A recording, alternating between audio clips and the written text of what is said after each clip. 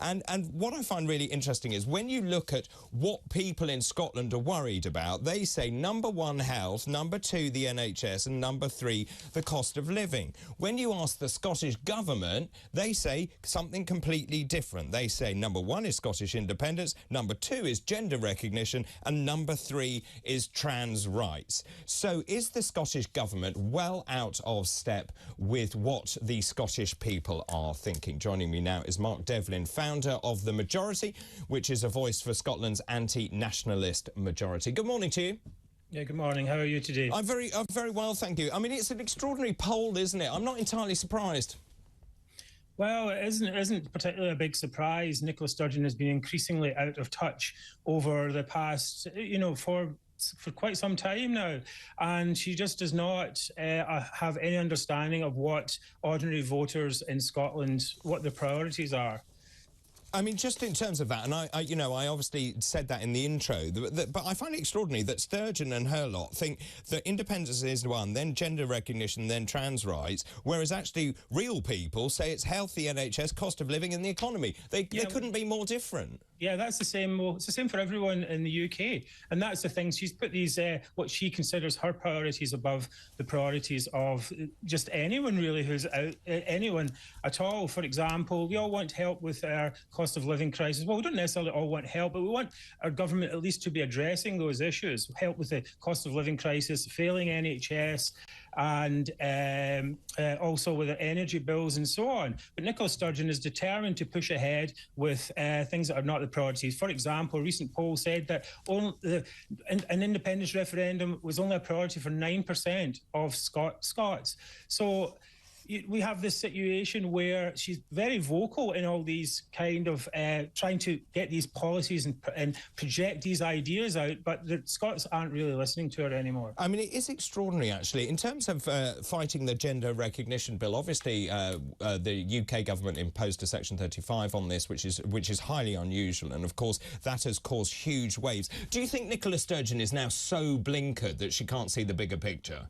Well, I don't think she could ever really see the bigger picture. I mean, she's a one-note politician. She's really very much in her own bubble. She wants to do her own thing. She doesn't really have a cabinet type system. It's more very presidential. She makes all the decisions. So it's no surprise at a certain point that she runs out of road. You know, she's like that, the coyote in those old cartoons, and she's just running off the cliff, and it doesn't matter how fast her little feet go. She's on the way down.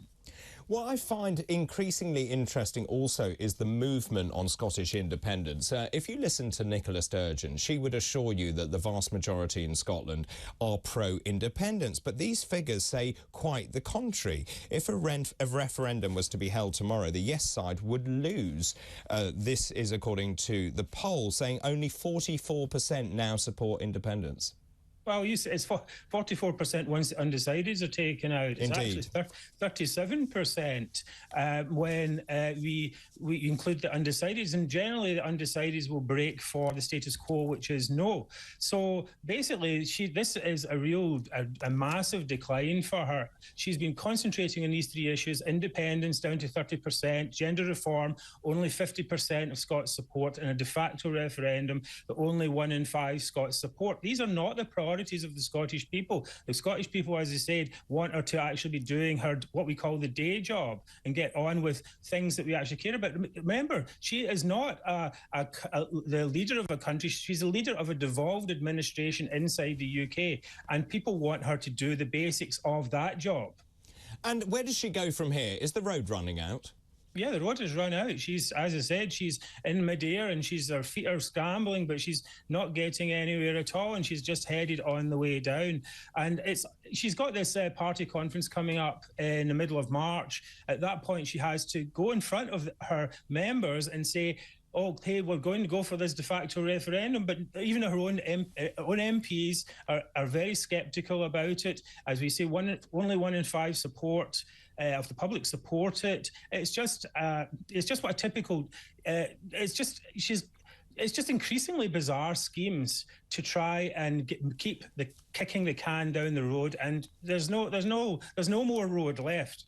And what's your sense about how the SNP reacts to this? Are they fragmenting around her?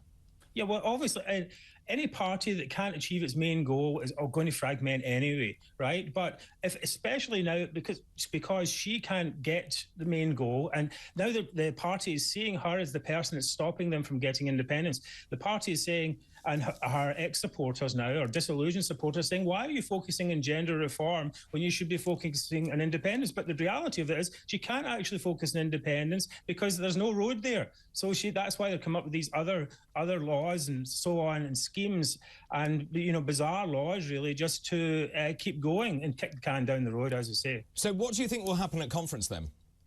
Oh, I think it's going to be very, very, very, very difficult for her. I think my personal feeling is that that's going to be, that could be the trigger for her to actually resign and say, I've had enough of this and move on. But I mean, she has to stand up there and defend the indefensible. She has to defend her gender bill, which is, basically has put rapists into female prisons. I mean, that's a non-starter straight away. And then she has to defend a de facto referendum, which nobody supports, and everyone's confused about. So there's no chance. I think it's very, very tough to stand up in that type of situation. I think up until now she's been kind of bulletproof. But now the cracks have shown, and that means that they only increase in intensity and virulence, as it were, against her. Mark, very good to talk to you. That's Mark Devlin, founder of The Majority, a voice for Scotland's anti-nationalist majority.